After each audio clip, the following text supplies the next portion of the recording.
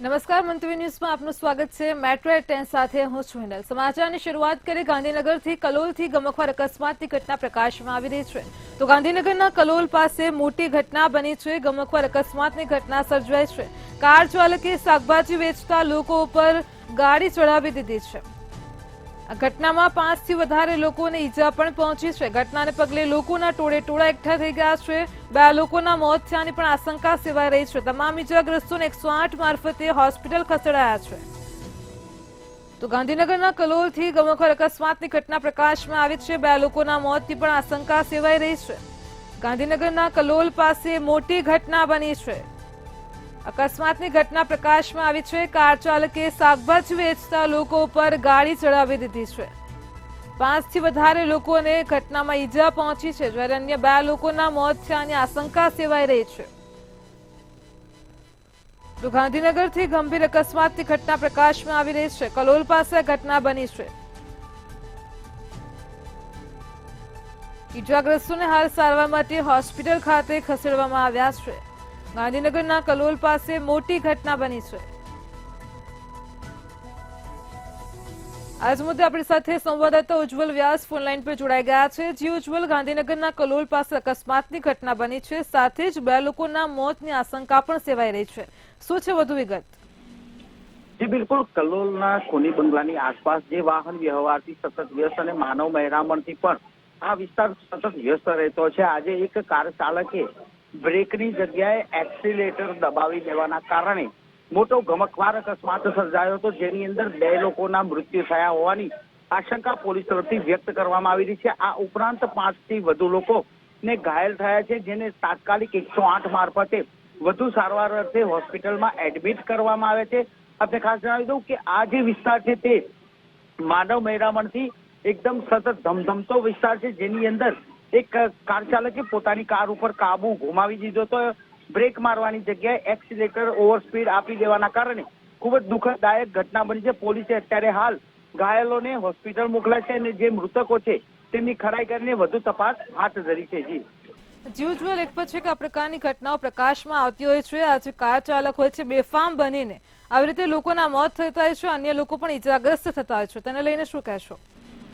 જી બિલકુલ, તાજેતરમાં જ તથ્યકાંડની અંદર પણ આવી જ એક ઘટના બની હતી, જેની અંદર આ પૈસાદાર નબીરાએ આવો અકસ્માત કર્યો હતો, જે અત્યારે હાલ પોલીસ કસ્ટડીમાં છે। જો કે સરકાર તરફથી હવે આવી ઓવરસ્પીડ કરતા વાહન ચાલકો સામે પણ એક વિશેષ ઝુંબેશ કરવાની વિચારણા ચાલી રહી છે। આવા કાર ચાલકો જે અકસ્માત કરતા હોય છે તેમની સામે કડક કાર્યવાહી કરવાની દિશામાં સરકાર ટૂંક સમયની અંદર જ નિર્ણય કરશે। જેમ કે હેલ્મેટનો અત્યારે જેમ કાયદો પસાર કરવામાં આવે છે, તે જ રીતે હવે ટૂંક સમયની અંદર ઓવરસ્પીડથી આવા અકસ્માત કરનારને કડક દાખલારૂપ સજા થાય તેવી જોગવાઈ સાથેની એક વિચારણા પણ સરકારમાં ચાલી રહી છે। સરકાર ટૂંક સમયની અંદર આ બાબતનું એક બિલ પણ લાવે તેવી શક્યતાઓ છે। જી ઉજ્જવલ, આ કાર ચાલક કોણ હતો અને ક્યાંથી કઈ જગ્યાએ કાર પસાર થઈ રહી હતી, તેને લઈને કોઈ વિગતો મળી છે કે કેમ?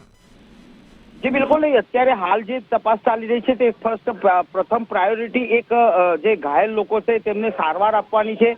આ અકસ્માત જે ઘટના બની તેમાં પોલીસે પ્રાથમિક તપાસમાં એટલું તો બહાર આવ્યું કે કાર ચાલક બેફામ રીતે કાર ઉપરનો કંટ્રોલ ગુમાવી ચૂક્યો હતો। એક્સિલેટર બ્રેક મારવાની જગ્યાએ તેને એક્સિલેટર આપ્યું હતું, એટલે ક્યાંક ને ક્યાંક કાર ચાલક કોઈ નશામાં હોય તેવી પણ આશંકા સેવાઈ રહી છે। પોલીસે પણ આ દિશામાં તપાસ હાથ ધરી છે અને લગભગ ટૂંક સમયની અંદર પોલીસ આ બાબતના કાર ચાલકને પકડીને વધુ ખુલાસા કરશે, વધુ પૂછપરછ કરશે, ત્યારબાદ સત્ય હકીકતો બહાર આવશે। જી ઉજ્જવલ, સમગ્ર માહિતી બદલ આપનો આભાર। તો રાજ્યમાં હાલ અત્યારે નબીરાઓ બેફામ બન્યા છે। એક પછી એક આ પ્રકારની ઘટના પ્રકાશમાં આવી રહી છે।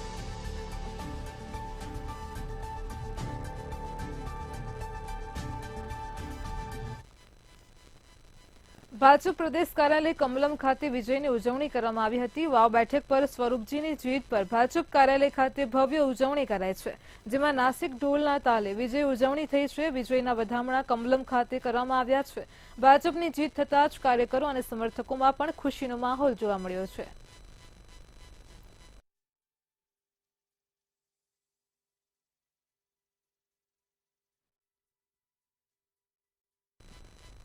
બનાસકાંઠામાં વાવની પેટા ચૂંટણીમાં ભાજપના સ્વરૂપજી ઠાકોરની ભવ્ય જીત થઈ છે. વિજય પ્રાપ્ત કરવા બદલ સીઆર પાટીલે મતદારોનો આભાર માન્યો છે. તેમજ ભાજપના ઉમેદવાર સ્વરૂપજી ઠાકોરને પણ અભિનંદન પાઠવ્યા છે. સીઆર પાટીલે જણાવ્યું છે કે માનનીય પ્રધાનમંત્રી નરેન્દ્ર મોદીનું નેતૃત્વ દેશભરમાં સૌએ સ્વીકાર્યું છે, તો ગુજરાત એમાંથી બાકાત ન રહી શકે. સાથે જ કેન્દ્રીય ગૃહમંત્રી અમિત શાહ અને મુખ્યમંત્રી ભૂપેન્દ્ર પટેલની જહેમત સાથે કાર્યકર્તાઓની મહેનતને પણ બિરદાવી છે.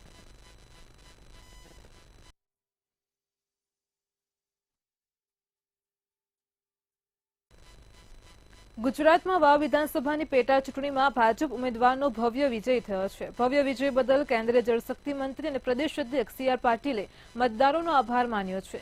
સીઆર પાટીલે જણાવ્યું હતું કે માનનીય પ્રધાનમંત્રી નરેન્દ્ર મોદીનું નેતૃત્વ દેશભરમાં સૌએ સ્વીકાર્યું છે, તો ગુજરાત એમાંથી બાકાત ન રહી શકે. તેમજ ભાજપના ઉમેદવાર સ્વરૂપજી ઠાકોરને પણ અભિનંદન પાઠવ્યા હતા. જ્યારે મહારાષ્ટ્રની જીત અપેક્ષિત હતી. મહારાષ્ટ્રની જનતાએ ફરી એક વખત મોદીજીના નેતૃત્વ ઉપર ભરોસો કર્યો છે. મહારાષ્ટ્રમાં ઘણા બધા મુદ્દે કોંગ્રેસ, એનસીપી અને શિવસેનાએ પ્રયાસો કર્યા હતા, પરંતુ મહારાષ્ટ્રની જનતાએ જાકારો આપ્યો છે. એવા લોકોને એમનું સ્થાન બતાવી દીધું છે.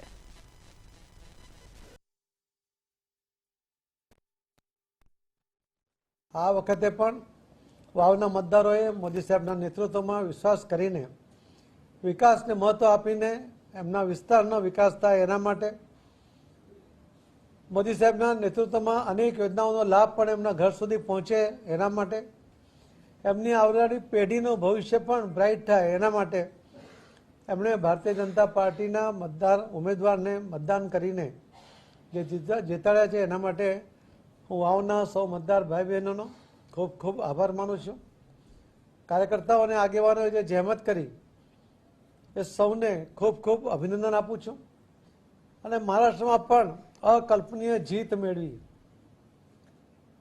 કોંગ્રેસ, એનસીપી અને શિવસેના આ ત્રણેયની સામે અસ્તિત્વનો સવાલ આવીને ઊભો છે. કદાચ એમના વાવટા એ વાળવા પડે એવી સ્થિતિ છે. એ વાવટા એમના સમેટાઈ ગયા છે અને એ રીતે એમનું અસ્તિત્વ સામે આવીને ઊભું છે. ત્યારે એમણે આમાંથી પાઠ લેવો જોઈએ કે લોકોને વિકાસમાં રસ છે.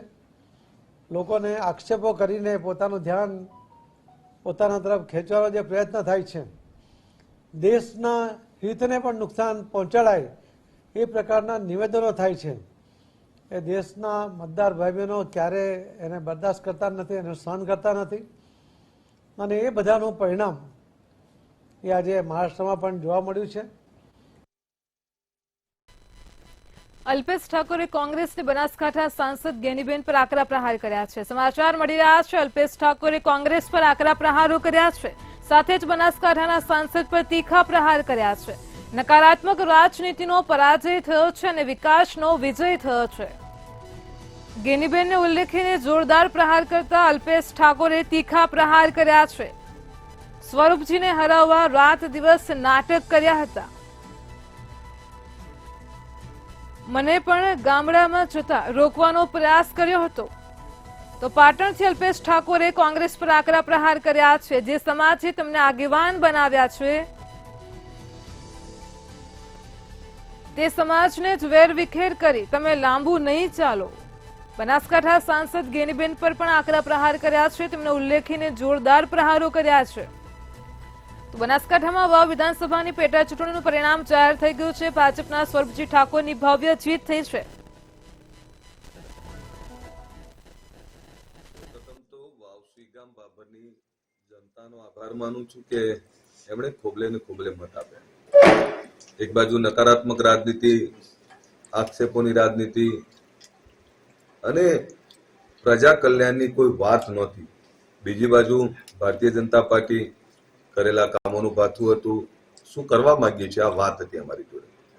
એટલે વાવસી ગામની બાબરની જનતાએ વિકાસને મત આપ્યો છે.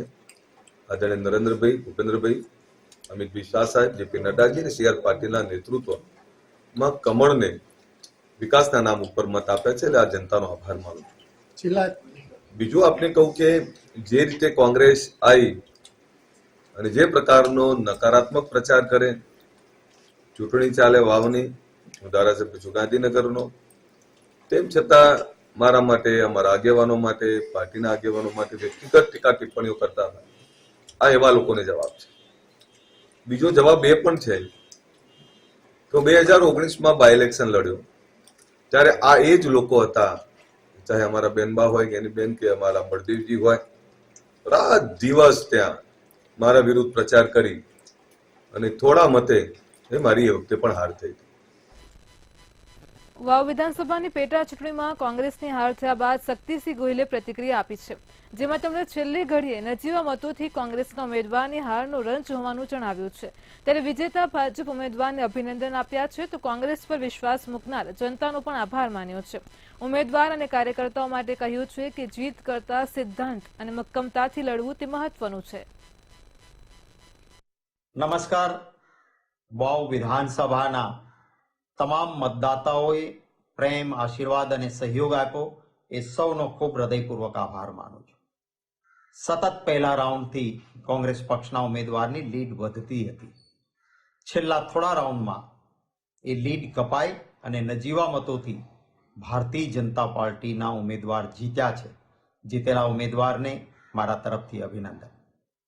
અમે થોડા મતોથી ન જીતી શક્યા એનો રંજ જરૂર છે, પરંતુ હાર અને જીત એ લોકશાહીમાં થયા કરે. હાર અને જીત કરતા કેવા પ્રકારે અને કેવા સિદ્ધાંત સાથે ચૂંટણી લડ્યા એનું મહત્વ છે. બનાસકાંઠાની વાવ વિધાનસભા પેટા ચૂંટણીના પરિણામ બાદ કોંગ્રેસ પ્રવક્તા મનીષ દોશીનું નિવેદન સામે આવ્યું છે. વાવ બેઠક પર કોંગ્રેસ સંગઠન મજબૂતાઈથી લડ્યું છે. અમે ખૂબ નજીવા મતે હાર્યા છીએ, એ અમે હાર સ્વીકારીએ છીએ. ભાભરમાં કોંગ્રેસની ક્યાં કચાશ રહી તેનું અમે આત્મચિંતન કરીશું. ઝારખંડમાં જળ, જમીન અને જંગલનો ખાત્મો કરનાર ભાજપનો પરાજય થયો છે તો વાયનાડ પર પ્રિયંકા ગાંધીની ભવ્ય જીત થઈ છે, તે બદલ વાયનાડની જનતાનો પણ આભાર માન્યો છે.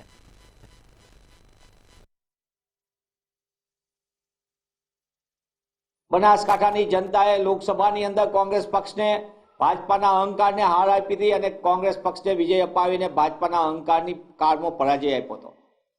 સતત કોંગ્રેસના કાર્યકર્તાઓ એક થઈને લડ્યા, સમગ્ર સંગઠન કામે લાગ્યું. અમારો યુવાન ચહેરા અને કાર્યકરોની, પદાધિકારીઓની મહેનતના કારણે અમે નજીવા મતે વાવ વિધાનસભા ગુમાવી છે.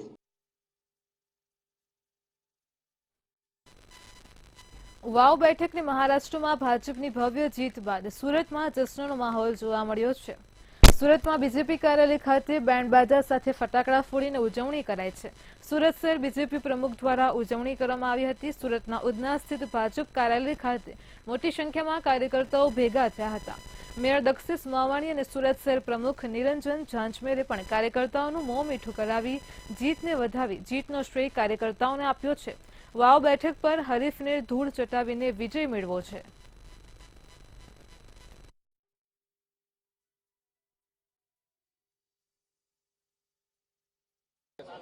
આદરણીય નરેન્દ્રભાઈ મોદીની વિકાસની રાજનીતિમાં આજે મહારાષ્ટ્રની ઇલેક્શનમાં ભવ્ય વિજય થયો છે અને ગુજરાતની સિરમો બેઠક જ્યાં જ્ઞાનીબેન કહેતા હતા કે અહીંયા કોઈનું નહીં ચાલે, ત્યાં માવજીભાઈ કીધું હતું કે પાટીલ સાહેબનો પાવર ઉતારો, પણ કાર્યકરોએ માવજીભાઈનો પાવર આજે ઉતારી દીધો છે અને ભવ્ય વિજય થયો છે. સૌ કાર્યકરે અત્યારે સુરત મહાનગરપાલિકાની કાર્યકરે ભવ્ય જશ્ન મનાવ્યું છે અને એકબીજાએ કાજુ કતરી ખવડાવીને ભવ્ય જશ્નમાં બધાએ સહભાગી થયા. જેવી રીતે દેશમાં યોજાયેલા 2 રાજ્યોની ચૂંટણી, એમાં ખાસ કરીને મહારાષ્ટ્રની અંદર ભારતીય જનતા પાર્ટીને પ્રચંડ જીત મળી છે અને યુપીની અંદર પણ, બિહારમાં અને ખાસ કરીને શિરમોર આપણા માટે છે તો એ ગુજરાતની અંદર વાવની પેટા ચૂંટણી. વાવની પેટા ચૂંટણીમાં પણ જે ભારતીય જનતા પાર્ટીને જીત મળી છે અને ઉજવણીના ભાગરૂપે અત્યારે બધા કાર્યકરો ભેગા થયા છે, મીઠાઈ એકબીજાને ખવડાવી છે, ફટાકડા ફોડ્યા છે. મહારાષ્ટ્રમાં અને વાવ બેઠક પર ભાજપનો ભવ્ય વિજય થતા જ દેશભરમાં ભાજપ કાર્યકર્તાઓમાં ખુશીનો માહોલ છે, જશ્નનો માહોલ જોવા મળ્યો છે. તો રાજકોટના કિશનપરા ચોક ખાતે પણ શહેર ભાજપના કાર્યકર્તાઓ ફટાકડા ફોડી એકબીજાને મોં મીઠું કરાવીને ઉજવણી કરી હતી, જેમાં શહેર ભાજપ પ્રમુખ મુકેશ દોશી, ધારાસભ્ય ઉદય કાનગડ, રમેશ દિલાળા, ડોક્ટર દર્શિતા શાહ સહિતના અન્ય અધિકારીઓ પણ ઉજવણીમાં હાજર રહ્યા હતા.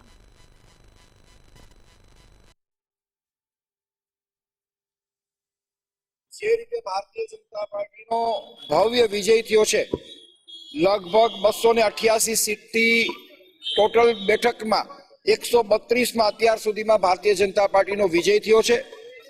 સાથે સાથે એનડીએ ના ઘટક પક્ષો નો પણ, તે પછી શિંદેની અમારી સાથી પક્ષ હોય કે પછી અમારો કોઈ પણ અમારી સાથે જોડાયેલો પક્ષ હોય, એમનો ભવ્ય વિજય થયો છે. એ વિજયનો વધામણા માટે અને ખાસ કરીને ગુજરાતની વાવ બેઠક ઉપર અમારા સ્વરૂપજી ઠાકોરનો પણ ભવ્ય વિજય થયો છે. એમના માટે ગુજરાતના મુખ્યમંત્રી આદરણીય ભૂપેન્દ્રભાઈ પટેલને પણ ખૂબ ખૂબ અભિનંદન આપું છું.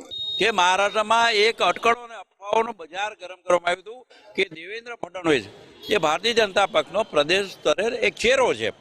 વડાપ્રધાન નરેન્દ્રભાઈ મોદી, ગૃહમંત્રી અમિતભાઈ શાહ, રાષ્ટ્રીય અધ્યક્ષ જેપી નડ્ડા અને મહારાષ્ટ્રમાં દેવેન્દ્ર ફડણવીસ. લોકોને એવું હતું કે શરદ પવાર અને ઉદ્ધવ ઠાકરેની ભૂલભુલામણીમાં અને કોંગ્રેસની ભૂલભુલામણીમાં ક્યાંક ને ક્યાંક દેવેન્દ્ર ફડણવીસ અભિમન્યુની જેમ ફસાઈ જશે. પરંતુ આ મહાભારત આધુનિક યુગનું, એમ કહે છે કે મહાભારતની ચૂંટણી મહારાષ્ટ્રમાં લડાણી, એમાં આધુનિક યુગનો અભિમન્યુ એવા દેવેન્દ્ર ફડણવીસ તમામ મહાભારતના જે યોદ્ધાઓ હતા એની મલિન મુરાદોને ફૂંકરાવી અને સાંગોપાંગ બહાર નીકળ્યા અને ભારતીય જનતા પક્ષને વડાપ્રધાન નરેન્દ્રભાઈ મોદી, અમિતભાઈ શાહની સાથે જે જ્વલંત વિજય અપાયો છે. રાજકોટના નવા 150 ફૂટ રિંગ રોડ પર ટ્રકની અડફેટે લોડિંગ રિક્ષા ચાલકનું મોત થયાના સમાચાર સામે આવ્યા છે. લોડિંગ રિક્ષામાં રહેલા સામાનનું દોરડું તૂટી જતા રોડ પર રિક્ષા રાખી દોરડું બાંધી રહ્યા હતા. મૃતક ત્યાં જ પસાર થઈ રહેલા ટ્રકની અડફેટે આવી જતા રિક્ષા ચાલકનું મોત થયું છે. યુનિવર્સિટી પોલીસે ટ્રક ચાલકની અટકાયત કરી છે અને વધુ કાર્યવાહી હાથ ધરી છે.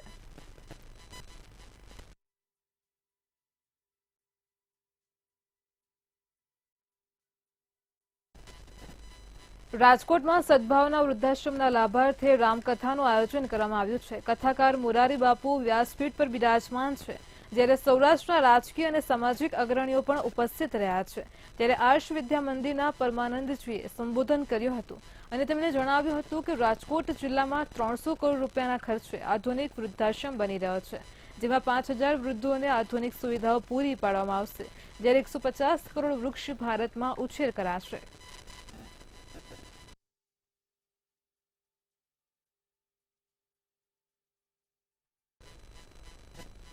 રાજકોટના જેતપુર પીઠડિયા ટોલ પ્લાઝાના નિયમ અનુસાર સ્થાનિક વાહન ધારકો પાસે ₹10 માંથી 25 કરાતા વિરોધ કરવામાં આવ્યો છે. ₹25 ભાવ વસૂલતા જ વિરોધ નોંધવામાં આવ્યો છે. તેમજ જેતપુર ડાઇંગ એન્ડ પ્રિન્ટિંગ તેમજ ચેમ્બર ઓફ કોમર્સના અગ્રણીઓએ ટોલ પ્લાઝાના મેનેજરને આવેદનપત્ર પણ આપ્યું છે. ₹25 સ્થાનિક વાહન ધારકો પાસેથી વસૂલતા જ આ ટોલ પ્લાઝા બંધ કરવા માટે માંગ કરાઈ છે.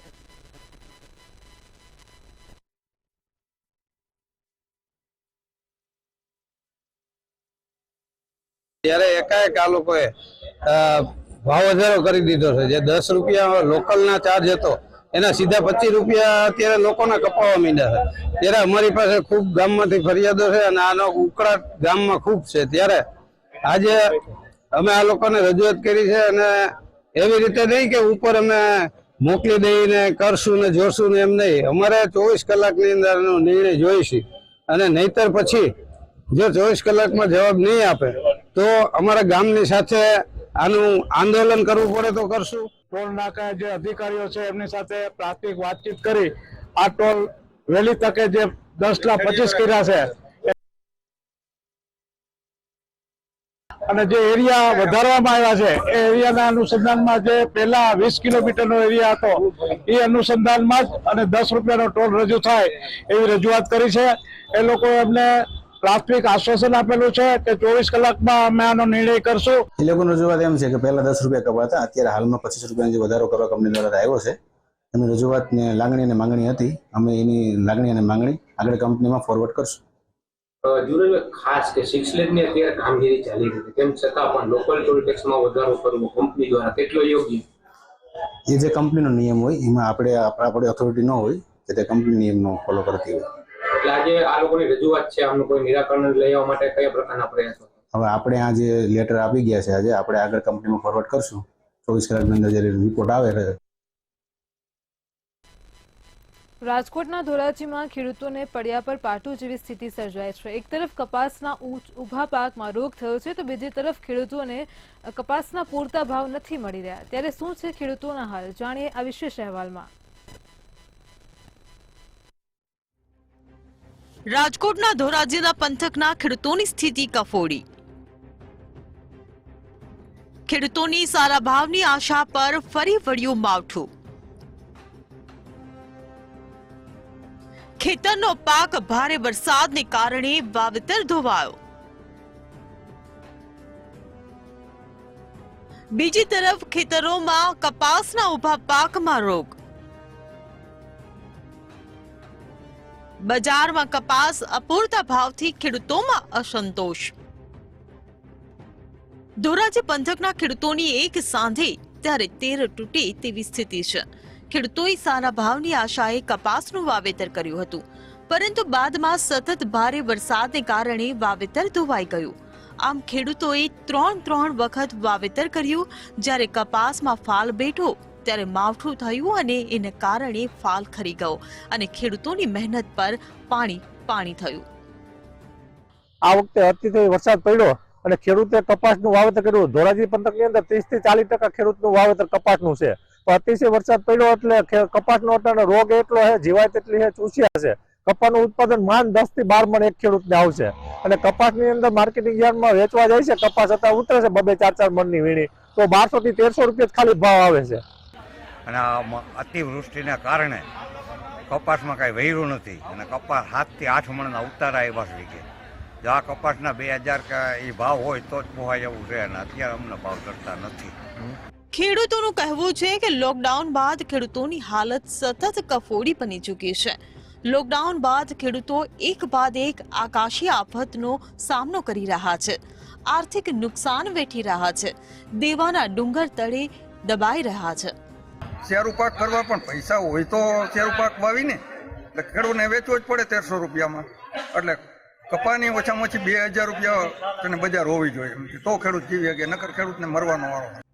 એક તરફ આકાશી આફતોનો વાર ને બીજી તરફ કપાસના પૂરતા ભાવ નથી મળી રહ્યા. ખેડૂતો હાલ કપાસ લઈને માર્કેટિંગ યાર્ડ ખાતે વેચવા આવ્યા ત્યારે કપાસના પૂરતા ભાવ મળતા નથી. ગત વર્ષની સરખામણીએ આ વર્ષે ખાતર, બિયારણ, જંતુનાશક દવા સહિત ખેતી ખર્ચ વધ્યો અને ભાવ ઓછા મળી રહ્યા છે. શું કહેશો કપાસ બાબત? કપાસની અંદર હવે અત્યારે તમને ખબર છે પોષણ ભાવ મળતા નથી. અત્યારે કપાસના ભાવ 2000 રૂપિયા હોવા જોઈએ તો જ ખેડૂતનું આ પૂરું પડે. નહીતર તમે સમજી લો કે આ ત્રણ વખત આ અતિવૃષ્ટિના હિસાબે 3 વાર ફાલ લઈ ગયા અને કોઈ ખરી ગયા. આપણે 1400, 1450 એવી બજાર આવે. કેટલા મળવા જોઈએ? બજાર 2000 રૂપિયા મળે તો ખેડૂતને કંઈક સારું છે. ખર્ચો કેવો કર્યો? અરે ખર્ચાની વાત છે. વીઘા દીઠ કેટલો ખર્ચો કર્યો વાવેતરમાં? વીઘે ખર્ચો તો સારો છે. વિમલ સોંદરવા, મંતવ્ય ન્યૂઝ, ધોરાજી. જૂનાગઢમાં અંબાજી મંદિરના મહંત તનસુખગીરી બાપુના નિધન બાદ વિવાદ સામે આવ્યો છે. ભવનાથ મંદિરના મહંત હરિગીરી બાપુ અને ભૂતનાથ મંદિરના મહંત મહેશગીરી બાપુ સામે હોય તેવું લાગી રહ્યું છે. ત્યારે આ મામલે ભૂતનાથ મંદિરના મહંત મહેશગીરી બાપુનું નિવેદન સામે આવ્યું છે. મહેશગીરી બાપુએ તંત્રને આગામી 1 તારીખ સુધીનું અલ્ટિમેટમ આપ્યું છે. 3 શરતો મંજૂર ન થાય તો હજારો સાધુ સંતો સાથે ભવનાથ મંદિરનો કબજો લેશે. कि कैसे गैर कानूनी ढंग से भवनाथ मंदिर का कब्जा हरिगिरी ने लिया हुआ है और कलेक्टर के द्वारा उसके ऑर्डर हुए हैं. अब ये शिकायत तो दर्ज की, इतनी बार शिकायत होने के बावजूद अधिकारियों के पेट का पानी तक नहीं हिला तो इसमें आप सोचिए कितने बड़े कारोबार हुए होंगे या क्या वहीवट हुआ होगा. क्या ये सब हुआ है? नहीं है. अगर नहीं है तो ये आगे क्यों नहीं बढ़ रहे हैं? 2 दिन हो गए अभी तक उसका ऑर्डर रद्द नहीं हुआ. રાજ્યમાં છેલ્લા કેટલાક સમયથી નકલી અધિકારીઓ ઝડપાયા હોવાનો સિલસિલો યથાવત જોવા મળી રહ્યો છે. અમદાવાદમાં નકલી કોર્ટ બાદ હવે નકલી ડીવાયએસપી પણ ઝડપાયો છે. નારોલ વિસ્તારમાંથી ડીવાયએસપીનો રોફ મારનાર વિરાજ મેઘા નામના યુવકની ધરપકડ કરાઈ છે. પેટ્રોલિંગમાં નારોલ પોલીસને શંકા જતા 4 વ્હીલ ઉભેલી જોઈ હતી. પોલીસની લાઇટવાળું ખાનગી વાહન દેખાતા જ પોલીસને શંકા ગઈ હતી. ત્યારે પોલીસની પૂછપરછમાં જાણવામાં આવ્યું છે કે લોકોમાં ડર અને ધાક જમાવવા પોલીસ બન્યો હતો.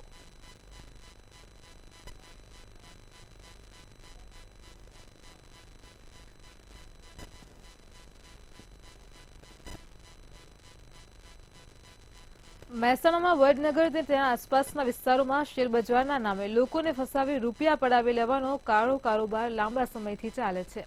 શેરબજારના ડબ્બા ટ્રેન્ડિંગના બહાને લોકોને ફસાવી રૂપિયા પડાવી લેવામાં આવતા હતા, જેના કારણે વડનગર પણ બહુ બદનામ થયું છે.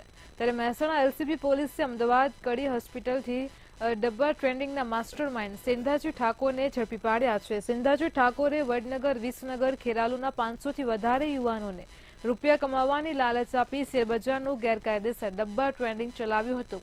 હવે આખરે સેંધાજી ઠાકોર પોલીસ સકંજામાં આવી ગયો છે અને 12 દિવસના રિમાન્ડ પર છે.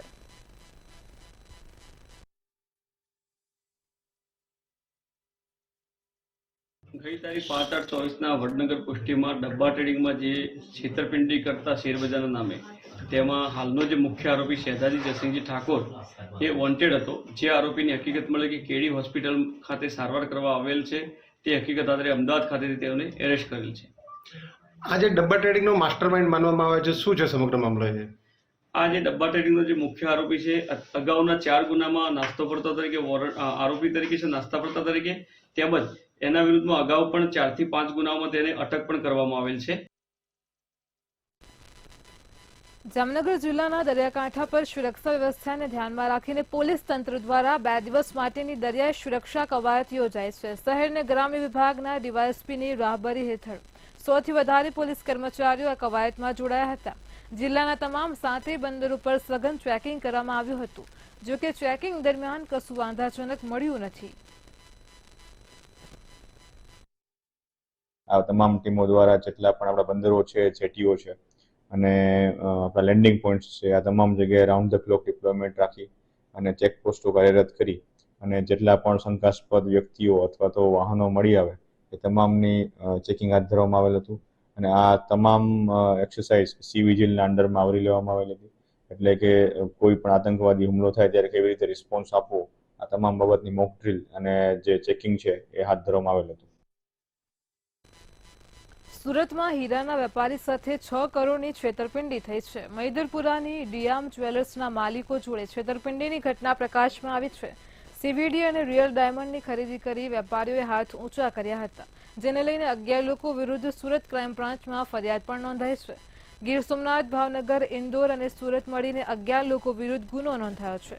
આ ફરિયાદના આધારે ક્રાઇમ બ્રાન્ચ દ્વારા નિલેશ શાહ અને પાંચવા સિંઘાની ધરપકડ કરાઈ છે. અનેક અન્ય ફરાર 9 આરોપીઓની ધરપકડ કરવા પોલીસે તજવીજ હાથ ધરી છે.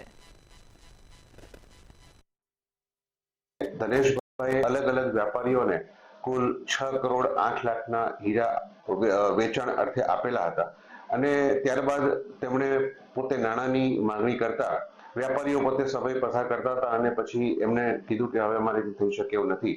જે અનુસંધાને ફરિયાદ મળતા ડીસીબી પોલીસ સ્ટેશનમાં આઈપીસી કલમ 409, 120B વગેરે મુજબ ગુનો નોંધી અને ફરિયાદની તપાસ ચાલુ કરેલ છે.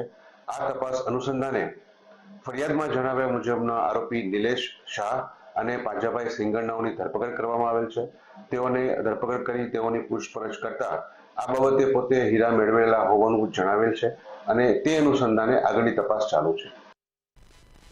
મેટ્રો 10માં હાલ આટલું જ. પડે પણની અપડેટ મેળવતા રહો માત્ર મંતવ્ય ન્યૂઝ પર. નમસ્કાર.